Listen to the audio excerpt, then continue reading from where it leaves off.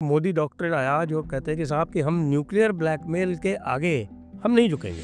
कारगिल हमने पार नहीं किया line of control, nuclear blackmail. अगर हमने ऑपरेशन उरी के बाद सिर्फ लाइन ऑफ कंट्रोल को जाके सर्जिकल स्ट्राइक, फुट सोल्जर पैरासिफ किए थे, ये उन्होंने टेररिस्ट कैंप को बर्बाद करके आए। उसके आगे भी जा सकते थे लेकिन नहीं गए, और जाके ऑपरेशन फटाफट खत्म करके वापस आ गए और उसके बाद जाके अनाउंस किए, वो भी न्यूक्लियर ब्लैकमेल का ही था। पुलवामा में नाइट स्टैंड ऑफ अटैक हुआ है, एयरफोर्स गया इनटू द स्पेस पाकिस्तान के अंदर, अटैक करके खत्म होके वापस आ गया। उसके बाद थोड़ा बहुत मुठभेड़ हुआ है, स्कर्मिश, एरियल कैंपेन का जो स्कर्मिश हुआ है वो भी हम जल्दी खत्म करना चाह रहे थे क्योंकि न्यूक्लियर ब्लैकमेल। न्यूक्लियर डॉक्ट्रिन अगर आप देखते हैं पाकिस्तान का है फर्स्ट यूज। बिल्कुल, इन्होंने डर्टी बॉम्ब्स भी बना रखे हैं। डर्टी बॉम्ब्स बना रखे हैं। क्या वो अगर इस्तेमाल करते हैं तो हिंदुस्तान चुप करके बैठेगा? नहीं। ओसामा बिन लादेन तो अबोताबाद में मिला था। कहीं ऐसा ना हो कि एक स्ट्रेटेजिक जो आईसीबीएम उन्होंने टेस्ट किया था कुछ दिन पहले, बाय द वे, ये आईसीबीएम की टारगेट करके वहां तो नहीं पहुंच जाएगा, ये भी डर है। हालांकि आईसीबीएम इन्होंने जो ट्रायल किया था 5000 किलोमीटर, और अमेरिका में पहुंचने के लिए उनको चाहिए 15000 12000 किलोमीटर की, उसकी भी तैयारी चल रही है। नॉर्थ कोरिया उनको सपोर्ट कर रहा है। तो इसलिए मैं कहना चाहता हूँ कि ये जो गैप है थ्रेशोल्ड कम होने के नाते, हिंदुस्तान के पास कोई ऑप्शन नहीं है। नो फर्स्ट यूज के जगह हमारा एक रिवीजन का क्लॉज है। हमारा डॉक्ट्रिन में आप अगर पढ़ेंगे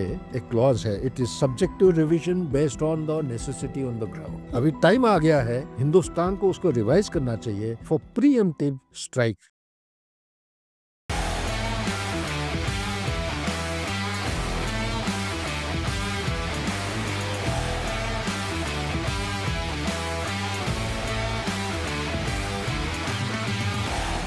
My honor to be here, and thank you very much. Let me have the pleasure of shaking you by the hand, as a Brit would say. नमस्ते, आप सभी का स्वागत है आज के इस दी जयपुर डायलॉग्स पॉडकास्ट में। और आज हमारे साथ एक विशिष्ट अतिथि हैं जिनका मैं आपको परिचय कराता हूँ, मेजर जनरल सुधाकर जी। और आपने लेह में डिवीज़न कमांड की है, 3 डिव 14 कोर की जो डिवीज़न थी। उसके अलावा आप महार रेजिमेंट के कर्नल हैं और जियो स्ट्रेटजी के एक्सपर्ट हैं, और ख़ास बात यह है कि जयपुर में ही विराजते हैं। तो आपका बहुत बहुत स्वागत है general Sudhakar ji. Thank you so much. And आपने मुझे काबिल समझा, और आपका ये एक ग्लोबल स्तर पे जाना माना एक डायलॉग, एक यूट्यूब प्लेटफॉर्म है। मैं दुनिया में काफ़ी देश में घूम के आ रहा हूँ, लोगों के हाथ में जब देखता हूँ मेरा भी छाती चौड़ा हो जाता है कि जयपुर डायलॉग और कहीं नहीं, ये जयपुर में ही होता है। सो धन्यवाद, thank you so much. And ये आपने मौका दिया, इसके लिए तहे दिल से मैं आपको शुक्रगुजार हूँ। तो ये जो इस बार जो ऑप सिंदूर हुआ, इसमें कुछ बातें ऐसी हुई जो कि जिसको हम कह सकते हैं कि not according to script. Not according to script की जगह बहुत सी नई नई चीज़ें हुई। और एक बात, फिर उसके बाद एक मोदी डॉक्टर आया जो कहते हैं कि साहब कि हम न्यूक्लियर ब्लैकमेल के आगे हम नहीं झुकेंगे। अब ये न्यूक्लियर ब्लैकमेल के आगे नहीं झुकेंगे और न्यूक्लियर के अम्ब्रेला के तहत हम टेररिज्म को नहीं पनपने देंगे, आपको अंदर जाके ठोकेंगे, और एक जगह नहीं आपको 20 जगह ठोकेंगे। और साथ में एक न्यूक्लियर डॉक्ट्रिन भी बना हुआ है जो कहता है नो फर्स्ट यूज़।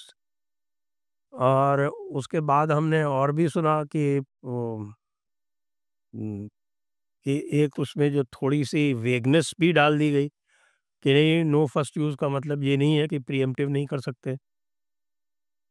तो where is our nuclear doctrine now? कहाँ है हमारा न्यूक्लियर डॉक्ट्रिन?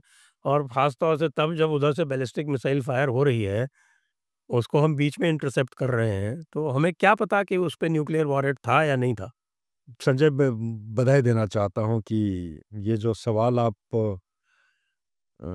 उठाए हैं, ये even military war game brainstorming में इस किस्म के सवाल किसी के दिमाग में आता नहीं है।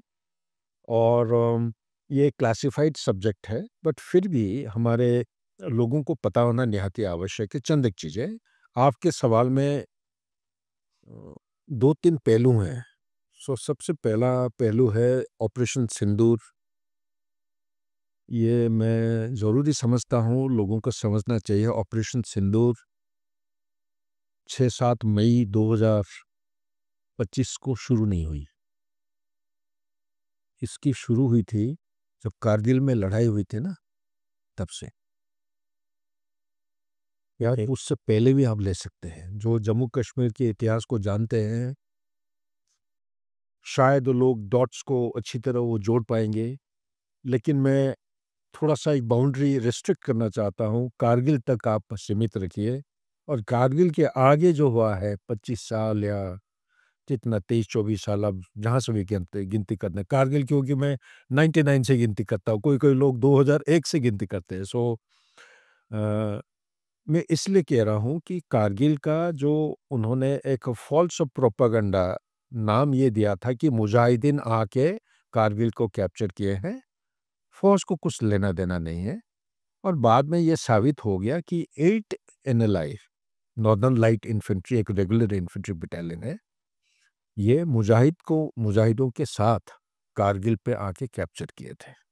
एक पॉइंट को मैं हाईलाइट करना चाहता हूँ। दूसरा, और माइंड यू, उससे पहले कोई साल 3-4 और लड़ाई हो चुके हैं, 47-48, उसके बाद 65 की लड़ाई। 65 2 पहलू में थे। अप्रैल के महीने हो गया था वो कच्छ वाला, उसके बाद सितंबर में हुआ। फिर आप 71 की लड़ाई ले लीजिए, और कारगिल लड़ाई होने से पहले आप देखिए सियाचिन में क्या हुआ था, सबको मालूम है। पाकिस्तान के साथ हम प्रीएम्प्ट करके जाके गए थे। और इसी तरह जम्मू कश्मीर का जो शुरुआत है, ये अप्स एंड डाउन्स, एक साइन एंड कॉस थीटा की तरह वायलेंस लेवल बढ़ते गया और उतरते गया। लेकिन एक सबसे इम्पोर्टेंट चीज़ है, तब तक हिंदुस्तान बहुत शोर गुलाबा करता था कि टेररिज्म टेररिज्म टेररिज्म ये एक विश्व के लिए थ्रेट है। कोई सुनने के लिए तैयार नहीं था जब तक 9/11 नहीं हुआ।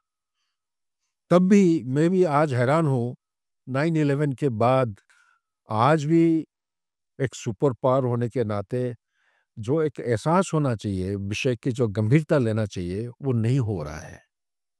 तो और दूसरा चीज़ मैं ये कहना चाहता हूँ, कारगिल के टाइम में यही यूएसए, उन्होंने जो जीपीएस, ग्लोबल पोजीशनिंग सिस्टम, इसका कनेक्टिविटी को उन्होंने काट दिया था।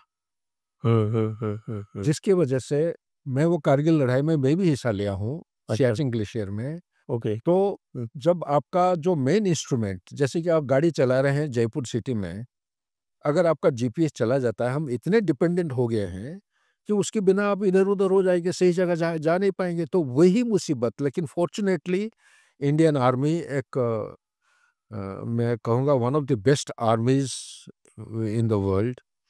हमारे पास जो पुराने सिस्टम है, कॉम्पस, मैप स्टडी करके ऑब्जेक्टिव तक हम सही पहुंचने में बहुत सफलता हासिल किए थे। और धीरे धीरे क्या हुआ है कि देखा गया कि जब तक हम इंडिजिनाइजेशन नहीं करेंगे, सेल्फ रिलायंस को नहीं बढ़ोतरी देंगे, तब तक हमारा डिपेंडेंसी एक लायबिलिटी बन के रहेगा। तब शुरू हुआ था सोच विचार, ये जीपीएस के बदले में क्या बना है, एक इंस्ट्रूमेंट बनाया गया है, नेविक। नेविक एक ऐसा इंस्ट्रूमेंट है, आपको ओपन सिस्टम में सोर्सेस में मिलेगा। उसका जो मीन पॉइंट ऑफ इंटैक्ट या circular error of probability 3 metre लिखा हुआ मिलेगा आपको। जीपीएस का होता है 5 मीटर, जैसे अमेरिकन। बट मैं आपको बता रहा हूँ, मेरे तजुर्बा आपके चैनल में मैंने जनरल राजीव नारायण साहब को भी बोलते हुए सुना है। वो खुद उन्होंने कंडक्ट किए हैं test, BrahMos and other such missiles. हमारा ये नेविक सिस्टम ऐसा है, हिंदुस्तान का हर नागरिक को छाती मतलब फख्र होगा सुन के कि ये 3 मीटर नहीं, ये 1 मीटर से भी कम है। मैं इसी को ये कर रहा हूँ क्योंकि ये जो ऑपरेशन सिंदूर की लड़ाई आप कह रहे हैं, it is a departure from उससे पहले जो हमले हुए हैं।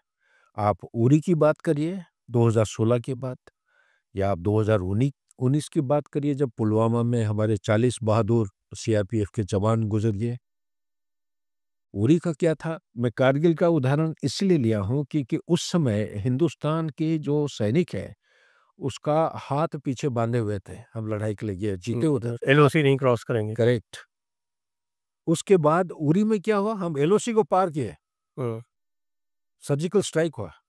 और पुलवामा वाला क्या हुआ, हम नॉट ओनली एलओसी, हम आईबी को पार करके खैबर पख्तूनख्वा में जो छुपा हुआ बालाकोट, बालाकोट तो असली नाम है, दूसरा नाम और कुछ है, वहां पे जो जैश ए मोहम्मद का कैंप था उसको हमने ठोका। 200 से ज्यादा टेररिस्ट को मारे हैं। और उसके बाद अभी जो आया था ऑपरेशन सिंदूर, चंद एक चीजों की वजह से, ये एक स्ट्रेटेजिक डॉक्ट्रिन मैं कहूंगा, इंडियन डॉक्ट्रिन, जब तक पूरी नहीं हुआ था तब तक एक स्ट्रेटेजिक रिस्ट्रेंट हम फॉलो करते थे। लेकिन अभी ये स्ट्रेटेजिक रिस्ट्रेंट के बाद ये है एक doctrine of denial. Strategic restraint को डिनाइल, डिनाइल मीन्स आप रोकथाम कैसे कर सकते हैं। टेररिस्ट आ रहा है, आपके ऊपर हमला करेगा, उसको रोकने के लिए एडवांस वार्निंग मिलना चाहिए, आपका रिस्पॉन्स मैट्रिक्स तेज होना चाहिए। उसको डिनाइल, इसको बोलते हैं डॉक्ट्रिन ऑफ डिनाइल से लेके डॉक्ट्रिन ऑफ पनिशमेंट। ये पहली बार हिंदुस्तान में, इंडिपेंडेंट इंडिया में, इस किस्म का एक फैसला लिया गया है। ये डॉक्ट्रिन ऑफ पनिशमेंट जो हुआ है कि हर टेररिस्ट अटैक का जवाब एक पनिशमेंट, एक रेट्रिब्यूशन मिलेगा। इसीलिए जो नया डॉक्ट्रिन बना है इंडियन आर्मी का, यही 6-7 मई और 10 मई के बीच में, कि an act of terror will be treated as an act of war. इसका मीनिंग, इसका गंभीरता और इसकी जो तैयारी है, वॉर, वॉर कोई फौजी लड़ाई नहीं करता, पूरा देश लड़ाई करते हैं, होल ऑफ नेशन अप्रोच आ जाता है। तो इस किस्म की जो डॉक्ट्रिन वन लाइनर जब बनता है, ये बड़ा पावरफुल मैसेज देता है, सिर्फ हिंदुस्तान पाकिस्तान को नहीं, पूरा विश्व में। ऑपरेशन सिंदूर जो है आप पूछ रहे हैं, इसका आधार इसी के ऊपर है। और दूसरा है न्यूक्लियर ब्लैकमेल। हम न्यूक्लियर ब्लैकमेल से कभी नहीं डरेंगे। हमारे प्रधानमंत्री साहब ये बार बार बयान दे हैं, उसका मीनिंग ये है जो आपका केंद्र बिंदु बनता है। अभी तक अगर हम कारगिल हमने पार नहीं किया, line of control, nuclear blackmail. अगर हमने ऑपरेशन उरी के बाद सिर्फ लाइन ऑफ कंट्रोल को जाके सर्जिकल स्ट्राइक, फुट सोल्जर पैरासिफ गए उन्होंने, टेररिस्ट कैंप को बर्बाद करके आए।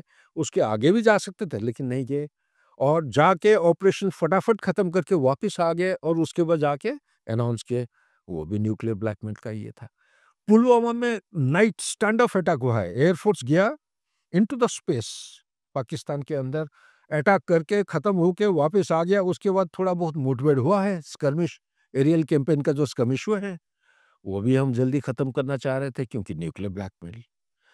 अभी एक चीज और मैं थोड़ा सा बताना चाहूंगा कि ये न्यूक्लियर ब्लैकमेल से हटने के लिए और मुंह तोड़ जवाब देने के लिए सिर्फ एकमात्र उपाय था, वो था इंटेलिजेंस। मेरा सोच विचार है, बाकियों का अलग अलग विचार हो सकता है। इंटेलिजेंस, जब तक आपको सटीक खबर नहीं मिलेगा कि टेररिस्ट क्या कहाँ पे है, कौन से मकान में रह रहे हैं, कौन कौन है, ये एक दिन का तैयारी नहीं है, ये सालों का तैयारी है।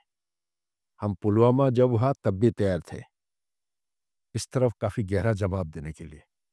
और अभी ये जो हुआ है, सबसे बड़ी मजबूत हमारे पास एक वर्टिकल जो था, वो था military intelligence covered by satellite. Navy के बारे में आपको बता दिया, प्रिसिशन टारगेटिंग। और धीरे धीरे हिंदुस्तान जो है इसकी तैयारी करती आ रही है, लेकिन पिछले 10-11 साल से एक फोकस्ड अप्रोच हो रहा है। न्यूक्लियर डॉक्ट्रिन अगर आप देखते हैं, पाकिस्तान का है फर्स्ट यूज। बिल्कुल। फर्स्ट यूज, इसका मीनिंग ये है, उनका लिखित में कहीं नहीं मिलेगा, उसका जो रेड लाइन होता है ना, फर्स्ट यूज तो कब करेंगे फर्स्ट यूज। लेकिन कोई कोई उनके एमिनेंट स्पीकर्स हैं, स्कॉलर्स हैं, डिफेंस एनालिस्ट हैं, एक किदवाई साहब का नाम आता है बार बार, किताबें लिखे उन्होंने लिखा है, जिक्र किया है कि जब उनकी टेरिटरी कहीं कैप्चर होता है, नंबर 1, नंबर 2 कोई मिलिट्री एसेट्स, ऐसा जबरदस्त एसेट्स बर्बाद हो जाता है, नंबर 3 इकोनॉमिक स्ट्रैंगुलेशन अगर हो जाता है, और पॉलिटिकल डिस्टेबलाइजेशन, ये 4 पहलुओं को लेके उन्होंने हाईलाइट। इंडस वाटर्स का भी लिखा था, हमारे वाटर्स को रोका जाता। अच्छा, रोका, ये तो मैं कहूंगा ये तो जबरदस्त, मतलब ये इस केस इन 4 में से 3 तो हो गए। अच्छा, टेरिटरी ऑक्यूपेशन के अलावा तो बाकी सब हो गया। ऑपरेशन सिंदूर में जो रेड लाइन, जो शायद वो सोचे भी नहीं होंगे कि इस तरह हो सकता है। अब देखिए 83% of 16 million hectare of agriculture land. It depended on Indus water. 93% of total water, 93% of total water consumed in Pakistan is from Indus water system. तो इससे आप अंदाज लगा सकते हैं, ना केवल एग्रीकल्चर, उनका हाइडल पावर की बात करिए, उनका रहन सहन की बात करिए, उनका मार्केटिंग, ट्रेडिंग, ट्रांसपोर्टेशन, कोई भी चीज बात करते हैं, दे आर क्रिपल्ड. ऐसा एक हिंदुस्तान ने एक एक अहम, एक बुनियादी चीज को पकड़ा. ये न्यूक्लियर ब्लफ को भी बड़ा जबरदस्त झटका मिल गया. तो इसी से मैं कहना चाहता हूं, पाकिस्तान के पास है फर्स्ट यूज, हिंदुस्तान के पास नो फर्स्ट यूज का हमने ये ऐलान कर रखे हैं. लेकिन इसके साथ आप जो कह रहे हैं, जो क्लॉज की बात है, अभी लोग बोल रहे हैं प्रीएम्प्टिव स्ट्राइक. प्रीएम्प्टिव स्ट्राइक का अंदर घुस के हम ये करेंगे.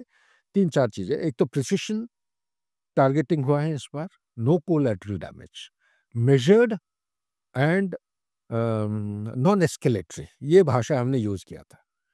ये सही में हुआ है. पाकिस्तान को अभी अंदाज नहीं आएगा, उसको कम से कम 1 साल से भी ज्यादा टाइम लगेगा. ये जो डैमेज असेसमेंट हुआ है ना, सही पूरा खाना पूर्ति एकदम ये करके, हिसाब किताब करके, जब तक वो पूरा समझ में थोड़ा आएगा, मेरे ख्याल से कम 9 महीने से 12 महीने लग जाएंगे. लेकिन साथ ही मैं यहीं पे ये कह देना चाहता हूं कि जो क्लॉज है हमारा nuclear doctrine, no first use, no first use का मीनिंग ये है कि हम शुरू नहीं करेंगे, हम शुरू नहीं करेंगे अगर वो टैक्टिकल मिसाइल पाकिस्तान पर आज के दिन में मेरे ख्याल से 170 के करीब है उनके पास वॉरहेड. हमारा 180, थोड़ा सा रफ्तार बढ़ा दी है अभी. हमारा तो बड़ा वाला है, उनका छोटा, उनका पाव भर. उनका मिनिएचर टैक्टिकल मिसाइल बोलता है. लेकिन मेरा कहना ये है, जब न्यूक्लियर विषय के बारे में आप चर्चा करते हैं, चाहे टैक्टिकल हो, स्ट्रेटेजिक हो, nuclear is nuclear. Nuclear subject पर से इज ए स्ट्रेटेजिक सब्जेक्ट. जब उसका रेडिएशन होता है, वो कोई एक आदमी सुधाकर जी को मारने के लिए नहीं आएगा. The whole environment in a radius of 5 to 10 kilometre, धीरे धीरे इट विल कीप स्प्रेडिंग. इन्होंने डर्टी बॉम्ब्स भी बना रखे हैं. डर्टी बॉम्ब्स बना रखे हैं. तो ये टैक्टिकल. इसीलिए तो देखिए, मेरे से कोई कल परसों कोई पॉडकास्ट में कोई सवाल पूछ रहा था, ये यूएस का क्या चाल है. मेरा नजरिया ये है कि यूएस बड़ा स्ट्रेटेजिक मूव कर रहा है. ये जो मुनीर को लंच के लिए बुलाया है, there are no free lunches in life. हाँ, there are no free lunches. ठीक है, हर लंच के पीछे कुछ ना कुछ वो दाम अदाई कर रहा है. डोनाल्ड ट्रंप इतना बेवकूफ नहीं है, वो सोच समझ के सारे कार्रवाई कर रहा है. वो ठीक है ना, वो बड़ा एम लेके. चाइना उसका असल एम है. लेकिन चाइना के आसपास जितने भी देश हैं, he is in the process of weakening them.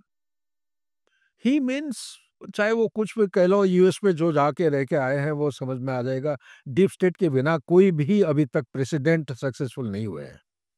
और डीप स्टेट की वजह से आइदर वो जीते हैं या हारे हैं. ये मैं कहना चाहता हूँ बस.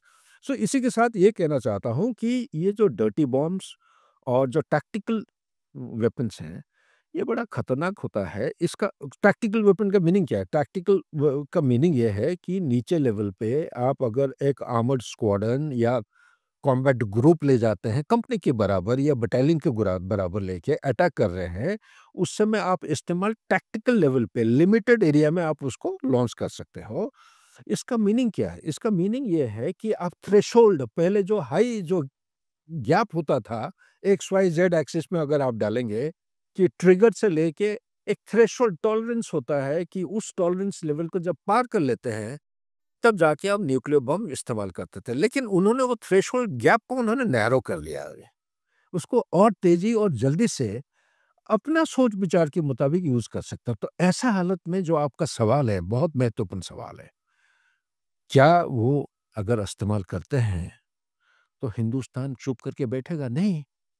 इसीलिए मैं कहता हूं, डोनाल्ड ट्रंप जो भी कुछ कर रहे हैं, कुछ गहरा मीनिंग है. 3 दिन पहले न्यूज में आया था कि उनका कोई एक सीनियर कमांडर साहब, मेजर जनरल साहब, कंप्लीट न्यूक्लियर कमांड अथॉरिटी की जो रिस्पॉन्सिबिलिटी है, पाकिस्तान से टेक ओवर करके अपने नीचे ले लिया. ये 2007 को भी था, जब परवेज मुशर्रफ उस समय भी काफी तर्क वितर्क हुआ था. अमेरिका उस समय जिद करके बताया था कि भैया, अगर आप हमारे बात नहीं मानोगे, then we are going to destroy all your nuclear installation. उनका एक पैरा कमांडो बटालियन है, न्यूक्लियर टीम है, और ये पाकिस्तान के अंदर जहाँ-जहाँ पे साइलोज़ और जहाँ-जहाँ पे स्टोरेज हो रखा है, यहाँ पे मौजूद हैं। लेकिन ये किराना इंसिडेंट के बाद मुझे लग रहा है कि ये इतना मजबूती के साथ उनका निगरानी नहीं था। ये जो 3 दिन पहले जो उनका आर्मी की कमांडर साहब, एक मेजर जनरल या लेफ्टिनेंट जनरल साहब हैं, जो टेक ओवर किए हैं, उनके नीचे जो ये कमांड खबर सही है? सही है, ये खबर सही है। पाकिस्तान का न्यूक्लियर एसेट्स को जो टेक ओवर किए हैं, मुझे लग रहा है मेरे as a student of geopolitics, तो मैं if I have to touch the narrative and say, मैं इसलिए कह रहा हूँ, ये किताब का नाम है no exit from Pakistan. Daniel Markey ने लिखा है किताब। उस किताब में वो बहुत सारे पहलुओं को हाइलाइट किया है।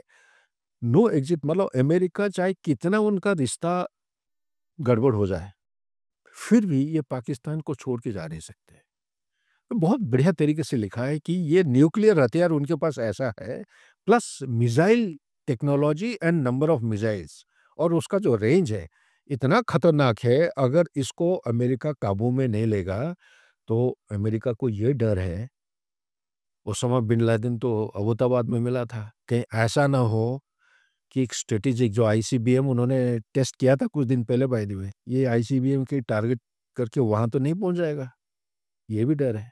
हालांकि आईसीबीएम इन्होंने जो ट्रायल किया था 5,000 किलोमीटर, और अमेरिका में पहुंचने के लिए उनको चाहिए 15,000 12,000 किलोमीटर की, उसकी भी तैयारी चल रही है, नॉर्थ कोरिया उनको सपोर्ट कर रहा है। तो इसलिए मैं कहना चाहता हूं कि ये जो गैप है थ्रेशोल्ड कम होने के नाते, हिंदुस्तान के पास कोई ऑप्शन नहीं है। नो फर्स्ट यूज के जगह हमारा एक रिवीजन का क्लॉज है, हमारा डॉक्ट्रिन में आप अगर पढ़ेंगे, एक क्लॉज है, it is subject to revision based on the necessity on the ground.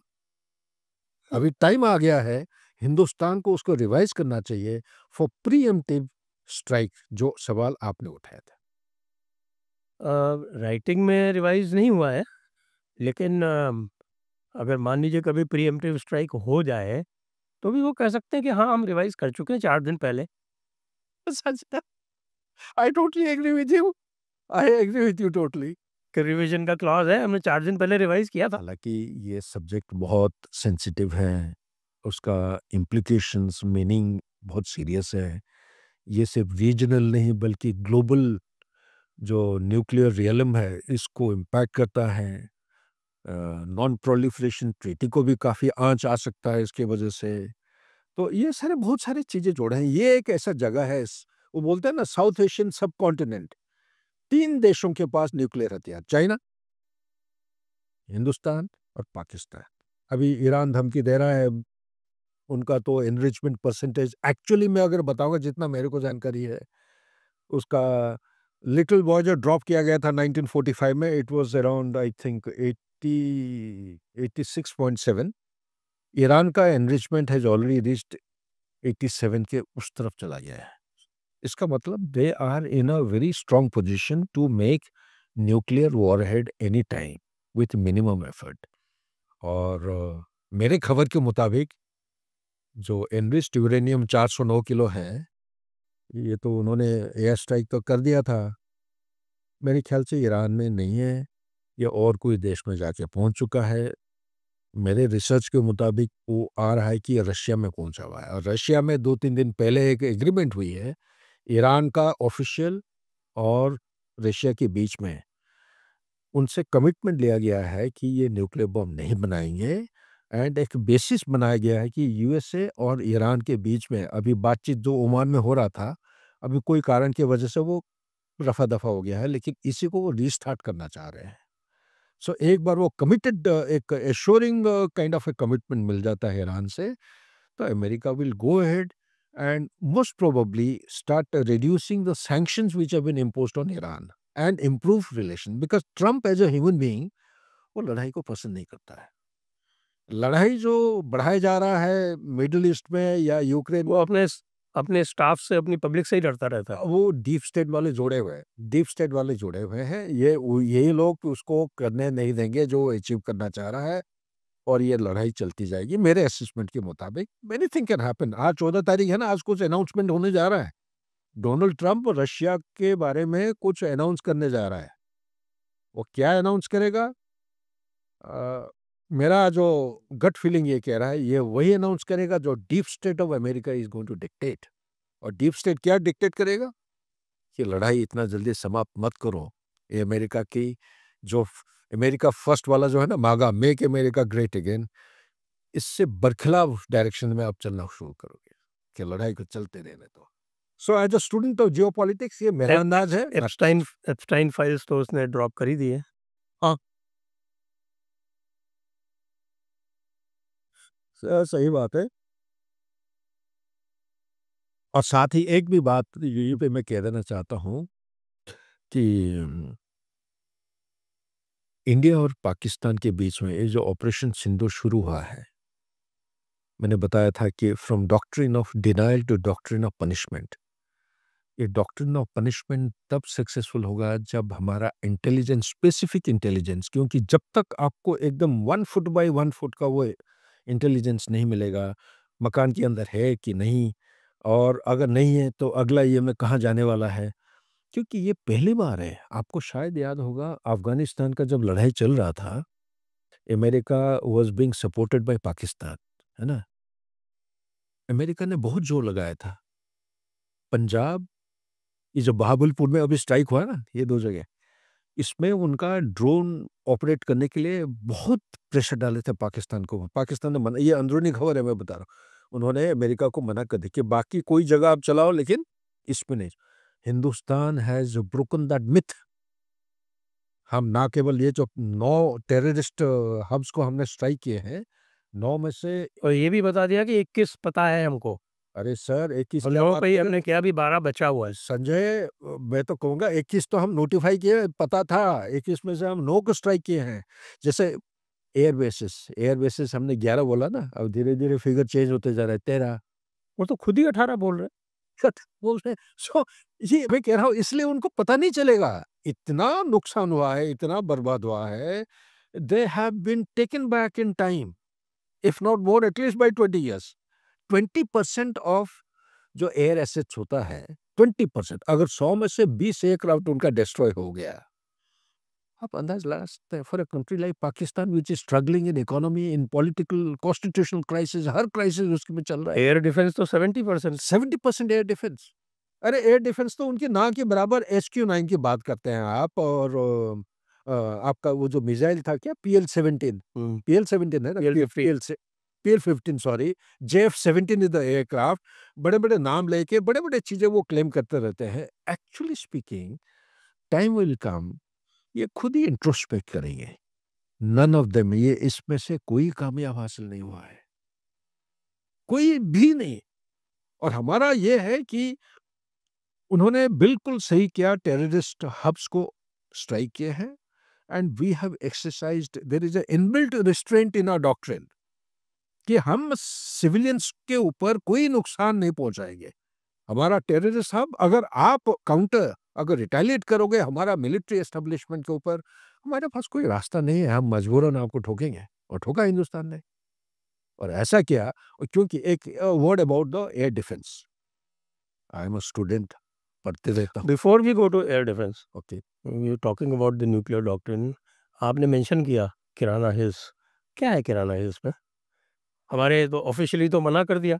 आजकल यू आर सेइंग कि डिनायल वाली स्ट्रैटेजी नहीं है। डिनायल तो खूब ही कर रहे, किराना वाला मना किया।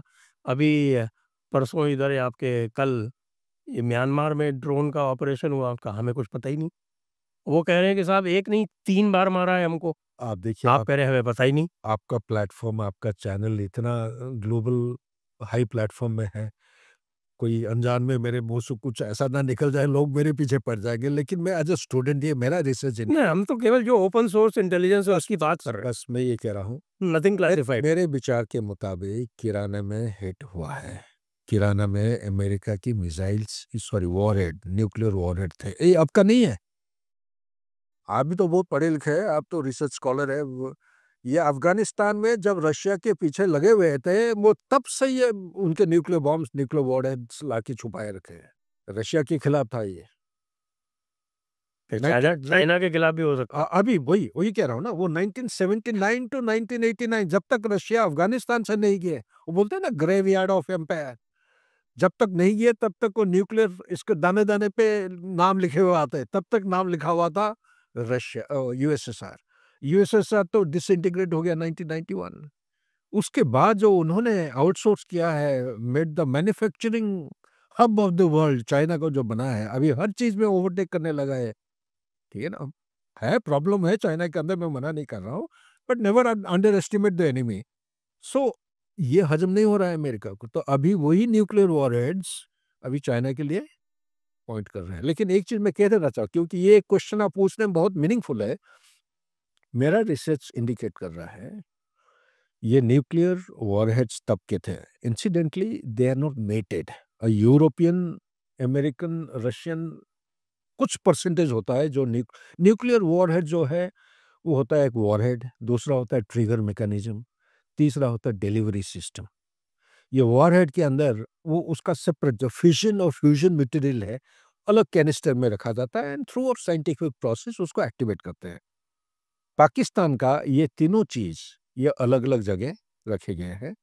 किराना हिल्स में जो अमेरिकन प्रोजेक्टाइल्स या जो वॉरहेड थे, मेरे खबर के मुताबिक किराना हिल हैज बिकम अनसेफ।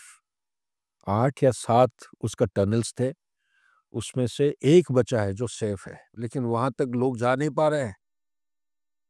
मेरे खबर के मुताबिक ये भी बता दूं, रेडिएशन।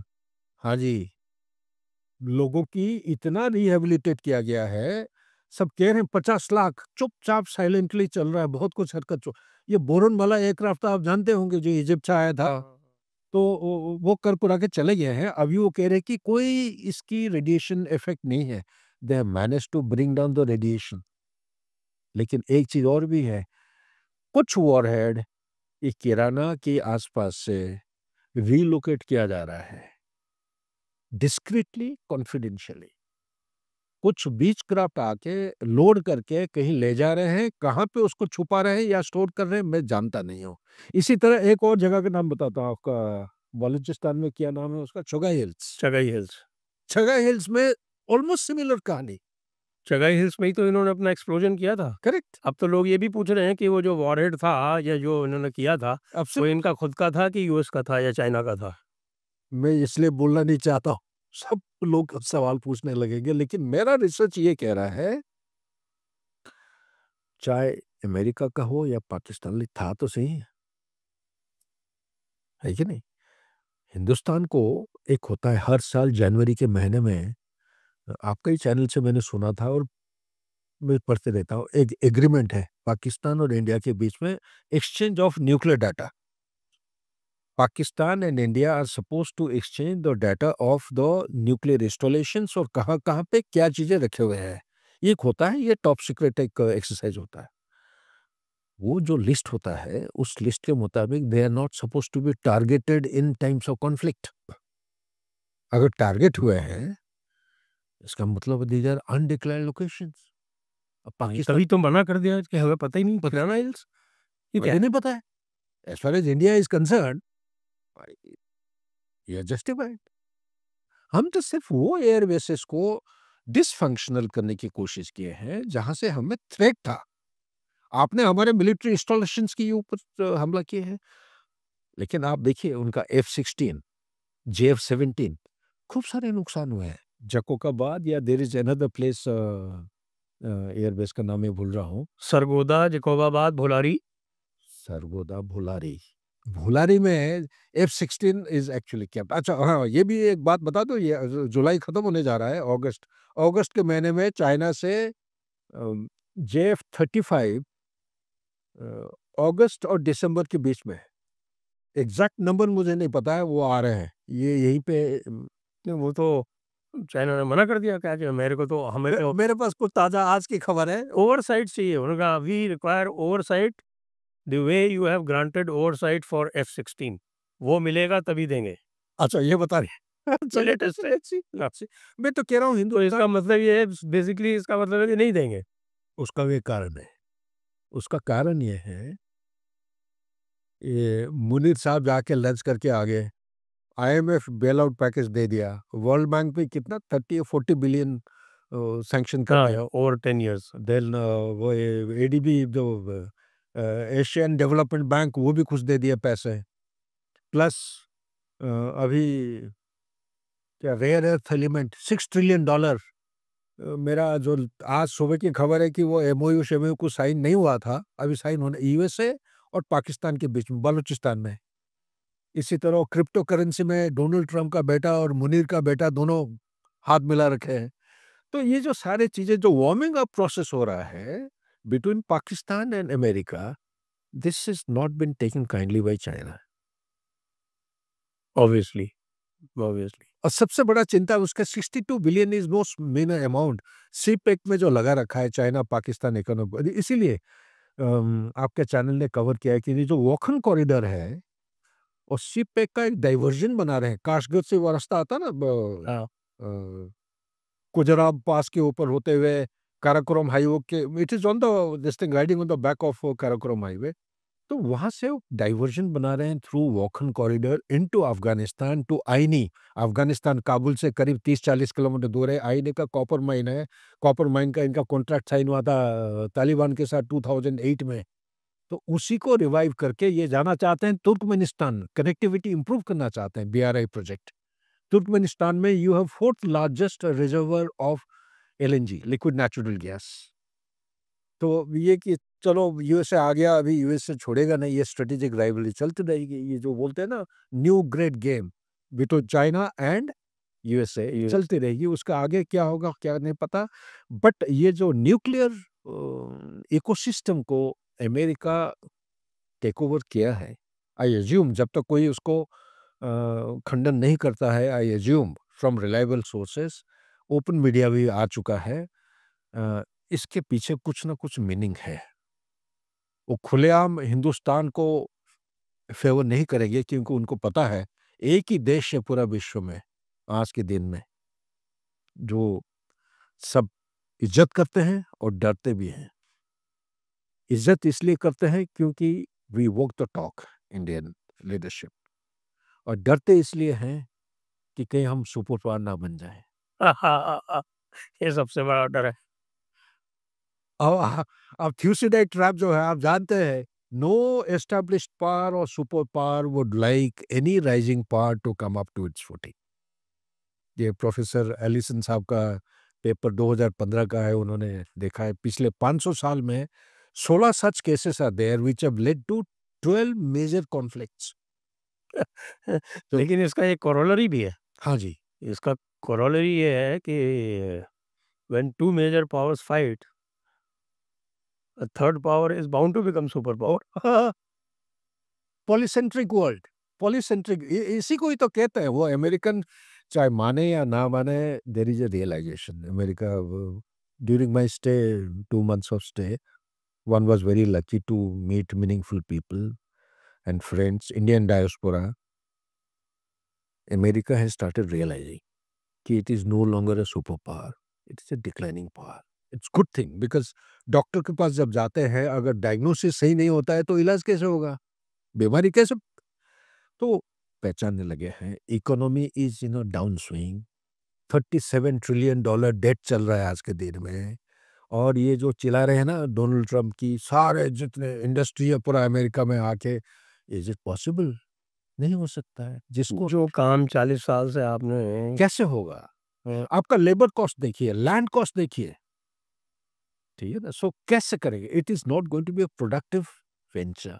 वो एप्पल का जो सीईओ के पीछे पड़ा है, टिम कुक के पीछे, तुम हिंदुस्तान में प्रोड्यूस नहीं करोगे, यहाँ करोगे, 25% तेरे ऊपर टैरिफ डाल देंगे ये अरे वो टैरिफ डालने के बावजूद भी still if you compare with the production of Apple product in USA, he will still make profit even after paying the tariff. वो माइक्रोसॉफ्ट के पीछे पड़ा था तो माइक्रोसॉफ्ट ने शिफ्टिंग से दुबई, तो ठीक है हम सिएटल से चले जाते। मैं बोलना नहीं चाहता था, यही होने जा रहा है, यही होने जा रहा है अभी। So he has to play his cards very deftly. I mean, we also want a superpower in the world order today is always beneficial, who's respected, who has got the influence. But आजकल influence, उसका countrymen, the homeland influence is gone. People are talking and they are divergent in their view. They need to actually, he needs to keep them together. That is the most important thing. तो actually मैं तो इसको यूँ देखता हूँ कि ये जो इन्होंने डॉलर को जो रिजर्व करेंसी बनाया तो they have gotten into a dollar trap. वो डॉलर उनके लिए ट्रैप बन गया कि भाई डॉलर का वैल्यू इतना बढ़ा दिया कि it is far cheaper to import. आप एक्सपोर्ट कैसे करोगे? That's a good. आईएमएफ जो है वो जहाँ भी जाता है, कहीं भी क्राइसिस होती है तो पहला काम क्या करता है? डिवैल्यू योर करेंसी या so that you can export. अब इसका अमेरिका को कौन बोलेगा कि devalue your dollar so that you can export? That is where actually you raised a very important point. देखो ना, ये डॉलर का पूरा कहानी समझने के लिए हमें पेट्रो डॉलर का कॉन्सेप्ट और meaning we have to go back to 1973। हाँ, वो जब गोल्ड स्टैंडर्ड खत्म किया था और और ब्रेंट के साथ वो साइन हुआ एग्रीमेंट, तब से उनका agreement actually very very interesting Saudi Arabia के साथ कि every profit, firstly transaction will take place in dollar, second the profit you generate will be invested in USA. ठीक है ना? So that deal is carrying on. लेकिन सबसे interesting बात यह है कि डॉलर का dominance at some point in time होता था करीब 86% के आसपास। डोमिनेंस, ये जो as a reserve currency for transaction commercial activity, तीन मेन करेंसी आज के दिन में कमर्शियल एक्टिविटी के लिए इस्तेमाल होते हैं। एक है डॉलर, दूसरा है यूरो और तीसरा है येन, जापानीज येन। ठीक है, इनका परसेंटेज बहुत कम है डॉलर का। Now from 86% then during pandemic it came down to 56%। Economic expert से अगर बात करेंगे, they will always tell you कि the day it goes down below 50% you take it, it's gone. So much so pandemic के दौरान ये 56 to 54 आ गया था for a transit very brief period. डर ये था कि वो नीचे चला जाए कहीं। वही जो सवाल आप उठा रहे हैं डिवैल्यूएशन वाले point, now it has come back, I think it has come back to 59%। So gradually there is a improvement, it is becoming stronger, it is reviving its old legacy जो स्टेटस है। But there is no guarantee, there is no guarantee because the international pressure, particularly जब Russia के ऊपर sanction impose किया गया है और उसका जो फ्रीज कर दिया फॉरेक्स रिजर्व को, almost 50% of the forex reserve was frozen.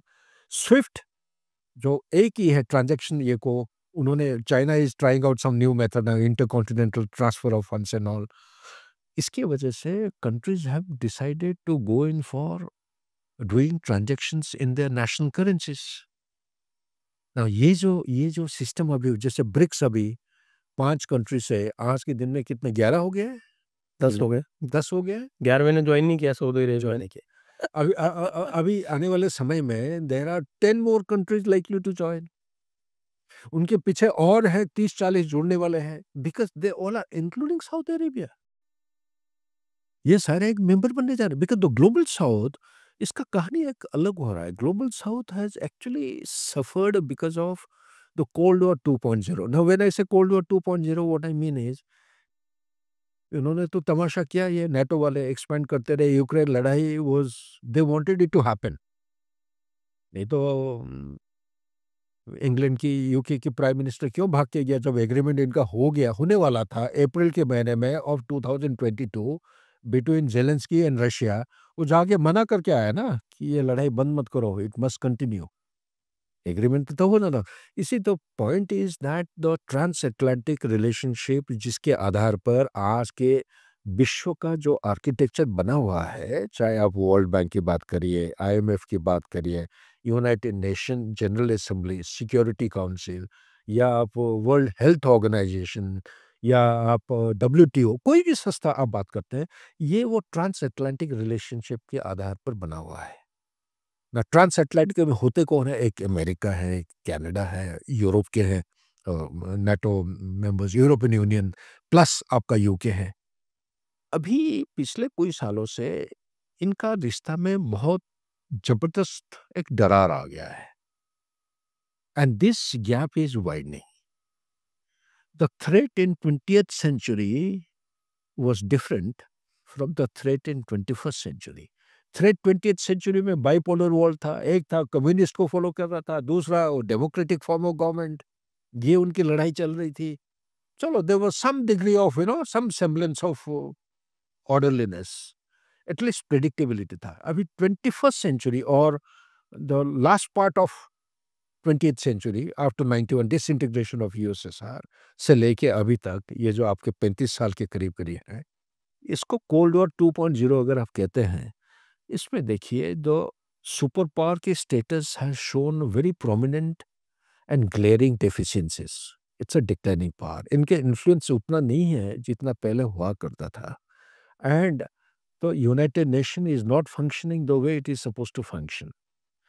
The demands, the requirement, and the necessity in the global order has actually come about in a different manner. There is a thing called a global south. Global south is nothing but G77 का एक grouping होता था उन दिनों में, non-aligned policy जो India was leading, and that G77 has actually touched a figure of 134 countries as on today. ये क्या है? They are the worst sufferers of price rise in food, fuel and fertilizer.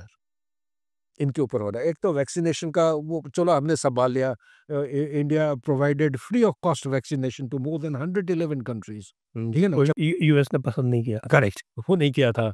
तो इसके वजह से अभी क्या हो रहा है कि ये ब्रिक्स वाला momentum is going to gain traction as per me, as per my assessment. Donald Trump चाहे कुछ भी कर ले, टैरिफ से उसको कोई प्रॉब्लम हल नहीं होने वाला है, बल्कि ये उल्टा रोनाल्ड रेगन के टाइम में ये टैरिफ वाला जो कहानी है, उन्होंने एक कमेटी बिठाई थी और कमेटी का फाइंडिंग ये था कि आप टैरिफ एक ऐसा लड़ाई है, जितना छेड़खानी करोगे उतना ही वो थप्पड़ आपके ऊपर पड़ेगा.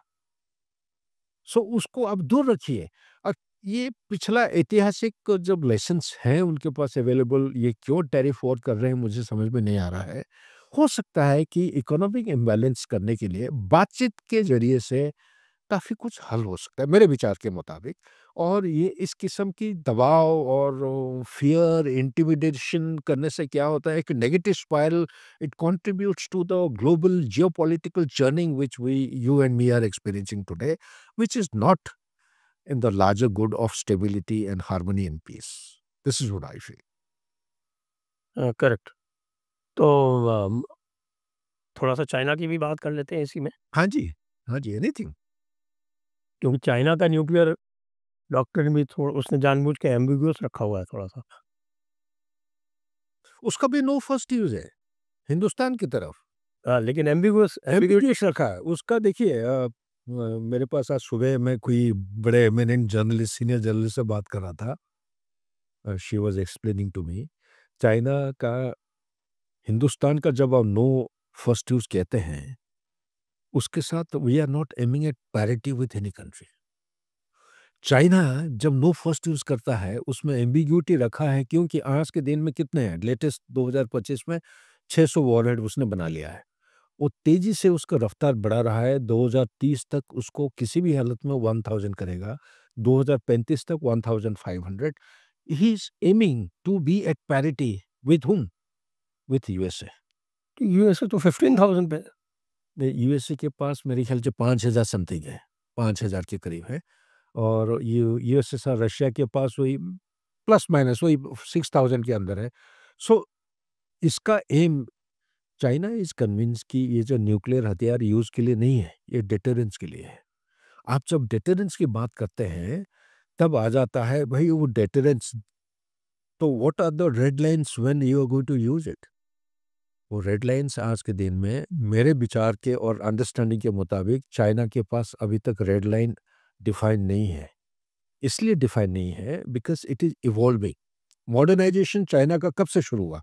2015 से आप देखेंगे एक्चुअल मॉडर्नाइजेशन. ठीक है ना? He went in for reorbiting. पहले काफ़ी सारे मिलिट्री जोन्स होते थे, आजकल 5 थिएटर, इंटीग्रेटेड थिएटर बना दिया. हिंदुस्तान के ऑपोजिट में उसका जो वेस्टर्न थिएटर है. और इसके साथ धीरे धीरे धीरे lot of purging has taken place, lot of generals have been sacked and removed, और top leadership also have been purged. So he's trying to iron out these inherent difficulties and cleanse the system. इसी की वजह से तो he's got into a problem now. Lot of people are saying ये तो गया गायब है. कोई बोलता है कि रिटर्न ऑफ हो गया. Indian media has started writing off. वो कभी राइट ऑफ नहीं होगा है. उसका एक प्रॉब्लम है, आपको पता होगा. लेकिन सीएमसी तो उसके हाथ से गया. गया, वो तो गया. That is gone. He has started delegating responsibilities. अब मेरा पर्सनल असेसमेंट ये है कि इंडिकेशंस ऑल्दो आर कमिंग कि ये अपना लीडरशिप चेंज ओवर के लिए तैयारी कर रहा है। बट मैं सिर्फ एक सलाह के तरह मैं ये कहूँगा, जब तक ये नहीं होता है ना, we should not lower our guard. He is a very dangerous character.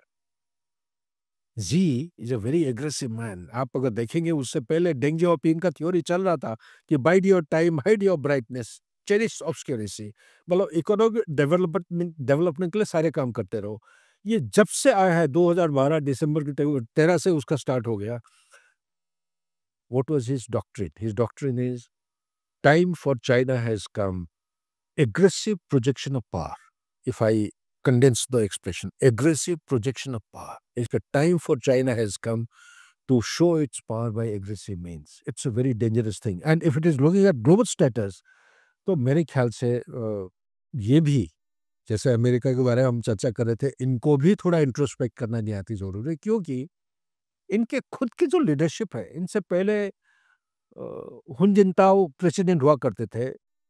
एक मीडिया में, सोशल मीडिया पे घूमते रहता है एक क्लिप, मतलब उनको ऐसा बेइज्जती करके एक एक्स प्रेसिडेंट को, एक प्लेनरी सेशन चल रहा है, वहां से उठा के उनको भेजा जा रहा है। विच प्रेसिडेंट विल एक्सेप्ट इट?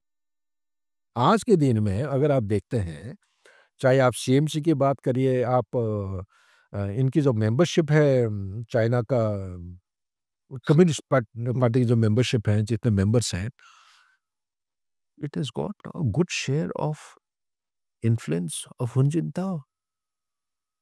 अगर इसका कोई सक्सेसर बनता है, मुझे लगने लगा है ये हुन जिनताओ का कोई ना कोई, उसका कोई चेले चमचे होंगे, कोई बनेगा।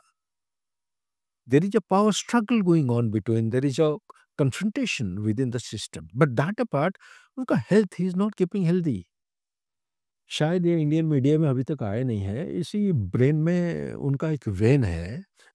2-3 बार तो उसके डेथ की रूमर्स भी उड़ गई। नहीं है उसका प्रॉब्लम, उसको क्या एन्यूरिज्म बोलते हैं ना। There is a bulge in the vein and there is a danger of puncturing या bursting inside. If that happens, then he will bleed to death. So I don't know कहाँ तक सच है, but मेरा research और study के मुताबिक ये भी एक है। और ये भी कह दूं यहीं पे, उसको इलाज करने के लिए, ये हंसने वाली बात है, हिंदुस्तान का आयुर्वेदिक मेडिसिन इस्तेमाल किया जा रहा है। Is it? I hope it is not true, क्योंकि हम भी ओपन सोर्स से इधर उधर से पढ़ के, लोगों से मिलकर, reliable, so we try to join the dots, but I hope it is not true and it should not be. नहीं, क्यों? Why should it not be true? नहीं, for China, talking from the Chinese side, अच्छा, why am I saying is, you know why, you see China today leadership का crisis होने जा रहा है। वैसे भी मैं बताऊं आपको कि चाइना का पूरा उनका, आप देखिए तो जो पूरा बुद्धिज्म चाइना में भारत से ही गया है। वो कुमार जी हुआ करते थे, तो कश्मीर से गए, और वो खासकर, और वो, और if you go to Mahabharata times, तो ये आपका कैलाश पर्वत तो खैर है ही हमारे जो है, महाभारत में भी है। महाभारत में उत्तर कुरु और उत्तर माद्र, ये वहाँ पे क्षेत्र लिखे हुए बिल्कुल। रीजन्स हैं। Uttar Kuru is East Turkistan, okay, okay, okay. And Uttar Madra is Central Asia. नहीं, you are right Sanjay, what you are saying is correct. मैंने भी एक किताब तो इसलिए साल पहले चाइना अगर हमारा आयुर्वेद मेडिसिन यूज कर रहा है, अपना चाइनीज मेडिसिन नहीं यूज कर रहा है, तो ये अच्छी बात है। चलो ठीक है, so I take it that way. But एक चीज मैं बताना चाह रहा था, ये आपने महाभारत के बारे में बताया ना, मैं एक किताब कहीं पढ़ रहा था, तवांग में मैं ब्रिगेड कमांडर था। आज आज मेरा टॉक है शाम को, ओके, ओके। लाइव जाएगा, प्रोफेसर सुभाष काक से। ओह, वेरी नाइस। तो प्रोफेसर सुभाष काक is an expert on these matters. पहले हमारा बहुत पहले ये बात हुआ था, तो मैंने कहा अब टाइम सही है, दोबारा उस पर बात करते हैं।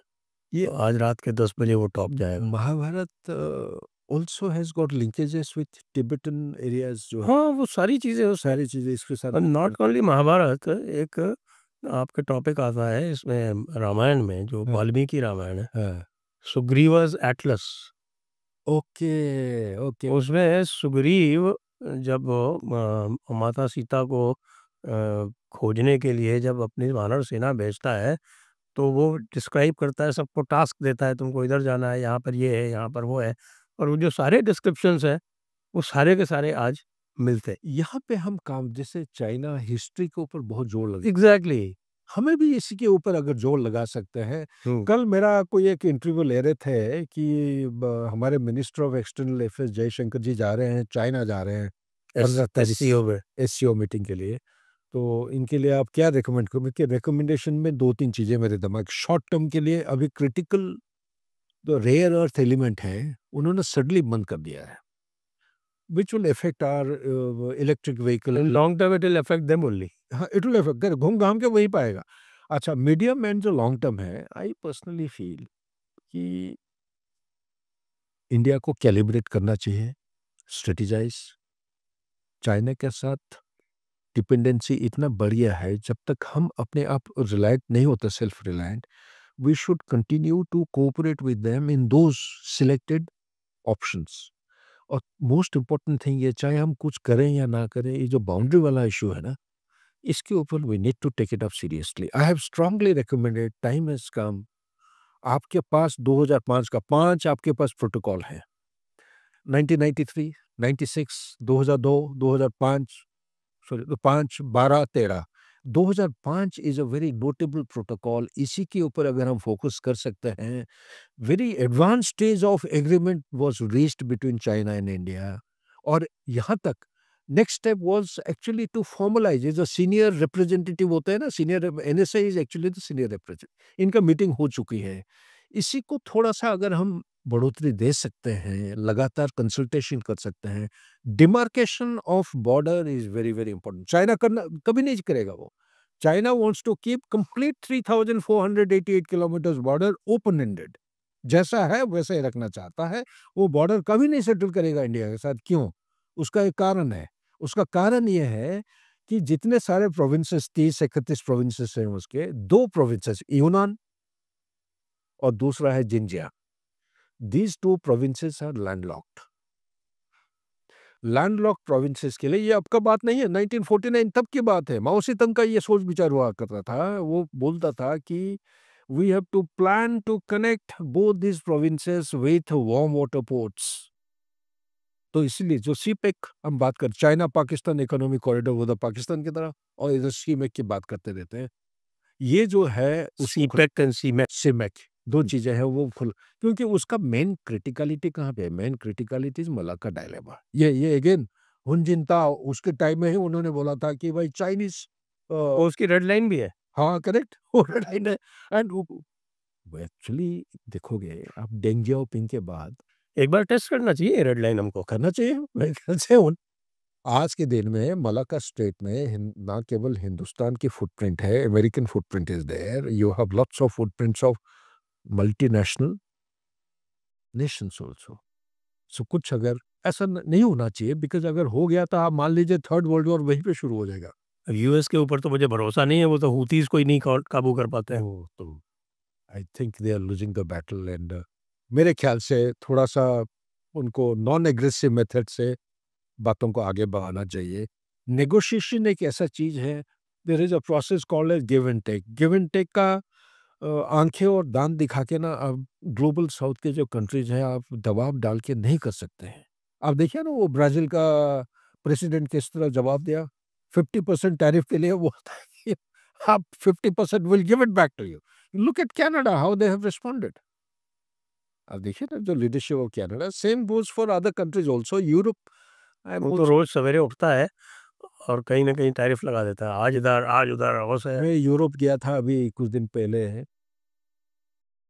प्राइस राइज की बात कर रहे हैं ना हम, the livelihood of people are worst affected. उनका biggest problem today in Europe is Germany. Germany is the largest country in Europe, largest economy also. और उसका डिपेंडेंसी, ये वही देश है जो यूएसएसआर के साथ एक समय में सेकेंड वर्ल्ड वॉर के से पहले, सेकेंड फर्स्ट वर्ल्ड वॉर से पहले एक एग्रीमेंट साइन हुआ था, नो वॉर पैक्ट। लेकिन थोड़े दिन के बाद फिर लड़ाई शुरू हो गई, उनका अलायंसेस चेंज हो गया। ये वही देश है, दे रियलाइज्ड कि ऑयल एंड गैस के लिए अगर हम रशिया से नहीं लेंगे, then economy can not sustain.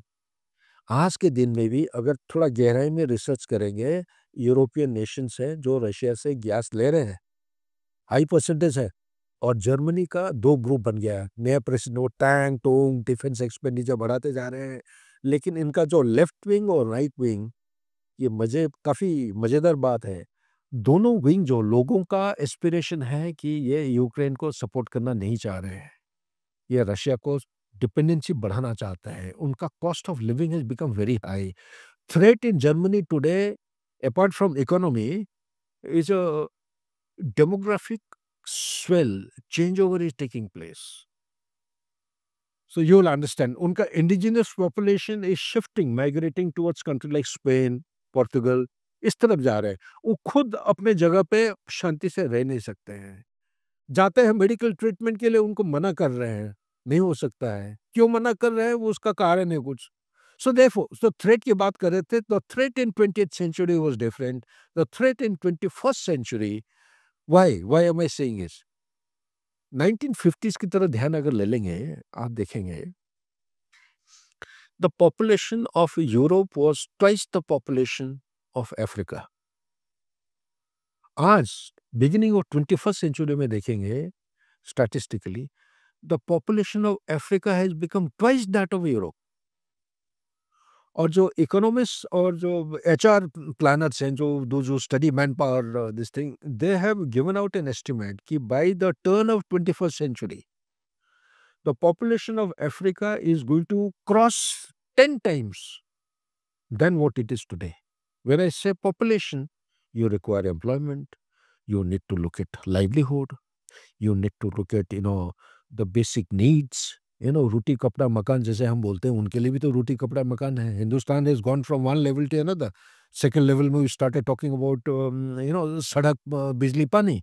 Third level पे we are talking about technology or communication or something, healthcare and others. So similarly, every country passes from one level to another level. आज के दिन में, tell me which country is investing money for socio-economic development in Africa? Nobody. China का सबसे ज्यादा पैसा जा रहा है, इन्वेस्टमेंट कर रहे हैं, लेकिन it is for critical rare earth element, for minerals, for India is the only country which is investing for the community living, village नीचे लेवल पे जो होता है उनका एजुकेशन के ऊपर, it is the only country which is spending money, and therefore there is a soft power का जो influence है, it is much more in favor of India than that of this thing. And because of this, there are very glaring problems which are coming up. The problems are people have started migrating from Northwest Africa and Middle East to Europe. That is why I'm saying time and again, people in Europe are not scared कि वो Putin tank के साथ वो हमला करेगा जैसे first and second world war किया था. They are not fearful about that. It is narrative is being created. Russia is the primary enemy. So much so, one got a chance to interact with people from London. London में they are preparing for false flag operation. They're building a narrative कि for everything bad and the problem you are going through, it is Russia is to be blamed. So situation will come, they will do some activity in London and point the finger at Russia and said it is because of Russia's action we all are suffering. They will have a causal belly जो बोलते हैं, the cause of war to attack Europe, to attack against Russia. This is the narrative which is being built in Europe. I don't think such kind of things will lead to any peace and harmony.